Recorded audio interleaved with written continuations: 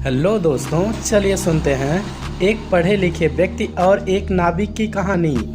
एक बार एक बहुत ही समझदार व्यक्ति था। वह बहुत ज़्यादा डिग्री होल्डर था। उस व्यक्ति को दूसरे गांव में जाना था। बीच में एक नदी पड़ती थी जिसको पार करने के लिए नाव लेने की आवश्यकता होती थी। अब वह व्यक्ति नदी के किनारे गया। वहाँ पर एक नाविक था। नाविक फटे पुराने कपड़े पहने हुए था और नहाया भी नहीं था। अब पढ़ा लिखा व्यक्ति उसको नीचा दिखाने के लिए उससे कुछ व्यंग भरे सवाल पूछे। उसने कहा कि क्या आपने कभी पूरा देश भारत भ्रमण किया है? नाविक ने कहा, नहीं जी, हम तो गांव में रहते हैं और यहाँ से हम कभी शहर में गए ही नहीं हैं। तब उस व्यक्ति ने कहा कि आपकी तो 25 पैसे की जिंदगी खत्म हो गई है।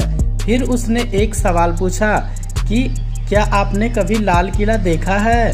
नाविक ने फिर कहा, नहीं जी। तब उस व्यक्ति ने कहा, आपकी तो पूरी आधी जिंदगी खत्म हो गई है। उसके बाद फिर उसने कहा कि क्या आपने कभी बड़े सिनेमा हॉल में मूवी देखी है? नाविक ने कहा, नहीं। अब उस व्यक्ति ने कहा कि आपकी पौनी जिंदगी खराब हो गई है। अचानक नदी में बहुत ही तेजी से तूफान आ गया और सुनामी बहने लगी।